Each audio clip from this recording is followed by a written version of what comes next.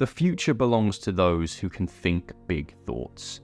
As I realized recently that potentially my greatest asset is my ability to think big, my ability to pay attention, to generate new ideas, and the general texture of my own mind. Not just from a long-term career goal perspective, but from an everyday mental health and experience of the world perspective. And I think it's the same for you too.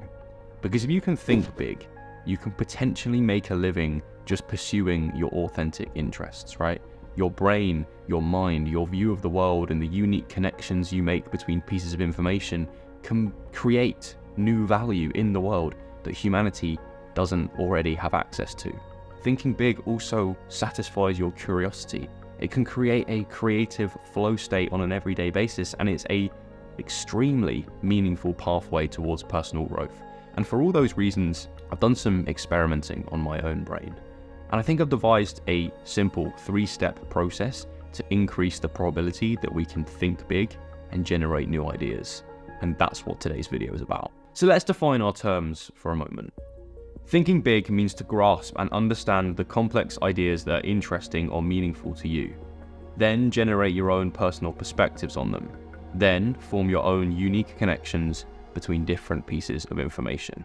Because your mind is an idea machine if it's put in the right conditions. But to do that, you have to keep the operating system as clean as possible and make sure you're fueling your mind with the right power source. And that means, best as possible, trying to stay away from all the noise and bullshit that can infect your mind on a daily basis, right? You can probably imagine what I'm going to say initially because I've said it in videos before, but it means stopping doom scrolling and consuming brain rot from this magic rectangle that we call our phone. But to look deeper than that, I think it's also about being intentional with the other forms of media and influence that we consume. Things like the news stories that you read, right? The music that you listen to, the entertainment industry in general, and the people that you interact with and the conversations you have day to day. Because all of this information, this noise that you take in, that makes up the diet of your mind. And just like if you feed your body with shit food, right? Your shit information diet will decrease your mind's ability to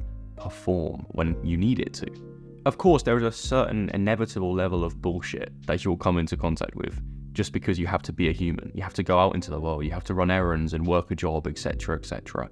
But I think this is a general good filter to think about as you navigate that. If this piece of information, this media, this conversation doesn't make you feel better about yourself or your life, doesn't make you feel connected to the present moment or the people around you, and doesn't make you feel any form of stable, positive emotion, it's probably not worth consuming. You want to expose yourself to ideas that make you feel expansive and powerful, information that connects you to the people you interact with, stuff that is meaningful and makes you feel alive. You want to carve your mental environment purposefully, right? Once that bullshit and that noise is reduced as much as possible, you have to seek out the ideas that are meaningful to you so you can appropriately fuel your mind. That means when something, a topic, an idea catches your attention, invest in it, right? Find a book, find an article, find a podcast with an expert, or try to find a mentor or a teacher to talk to that knows more than you do about this particular thing.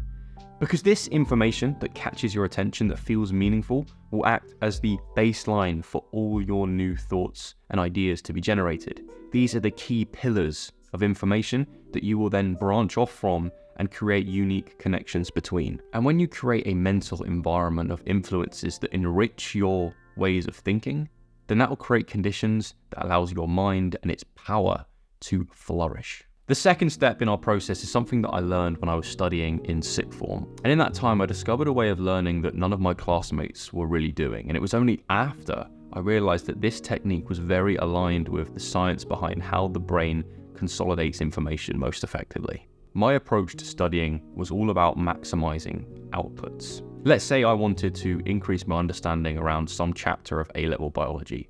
I would read through the information once, maybe have one lesson on that topic, and then from that point, I would focus on trying to draw it out of my brain as much as possible.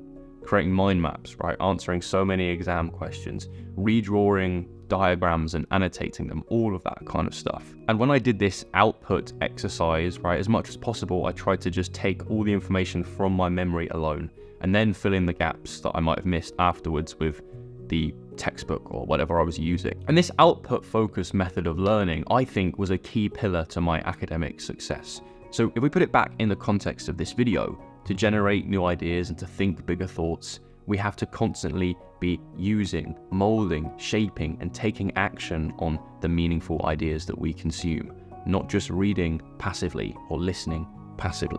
When an interesting concept comes into your awareness, create, write, or speak about it. Elaborate on your thoughts. Right? Think about how it links or differs to things you already know. What parts do you disagree with? How can it apply to daily life? What problems could these ideas solve? Treat the things you learn like Play-Doh in your mind. You're constantly molding your perspectives on them, molding their significance in your knowledge, finding where they fit into your current view on the world. And all of this comes from taking action on the things that you learn. And that's why I try to sit down and write every single day, even if it's just for like 10 minutes, because once an idea goes from my brain onto a piece of paper, it becomes more real. And sometimes it develops a whole life of its own. And now the third step of our process is a little bit more abstract, but I think it's a crucial part of the process because it creates a philosophy around our cognitive and mental work that means we can stay more consistent over the long term. It's based on an idea from Steven Pressfield, who wrote a brilliant book called The War of Art that went into the philosophies and almost spiritual and religious aspects of creativity and writing. The part of Pressfield's book that I'd like to incorporate into today's video is his idea of the muse.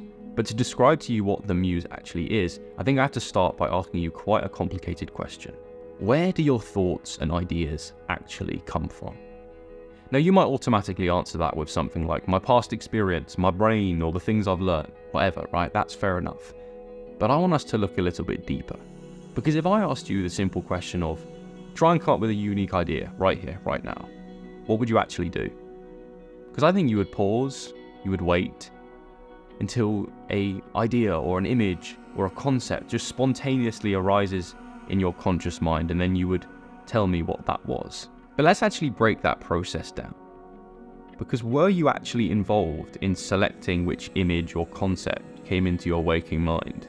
Or did it just spontaneously arise in your awareness based on the cue of my question? I understand if that's confusing, right? Because it is.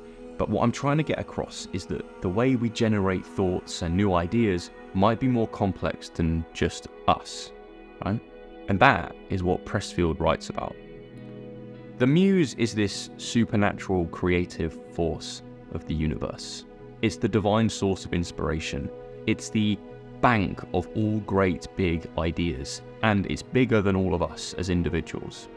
And when human beings work creatively, right, and they reach a certain state of consciousness, the muse then decides to possess us and inspire us and give us new, bigger ideas. And what Pressfield actually argues in the book, from my interpretation, is not that the muse is real in any objective sense, but instead that the best way to approach cognitive work, to thinking, to creativity, is to act as if the muse exists. Because to be blessed by inspiration from the muse, the source of all big ideas, you have to show up every day and show commitment to your craft. One must be disciplined enough to persist despite creative blocks and distractions, just so they stay available, waiting patiently for a moment when they may be possessed by their next big idea. The muse is also a call to humility. It reminds us that our mind is more powerful than our ego, that our biggest ideas and our best thoughts seem to come to us, rather than through us seeking them out. And that then completes the triad of thinking bigger thoughts. Consume intentionally, take action to mold your ideas, and have the discipline to submit every day to the divine source of inspiration in the hopes that you may be possessed by the next idea that could change your world. Because it's really true, I believe, that the way you think is your world, right? The way you think develops who you are and what you care about and how you affect the world around you. And therefore, the texture of our mind is the biggest factor that carves our pathway through this existence. And with that, you can argue that the future belongs to those who can think bigger thoughts. Thank you for watching. Joel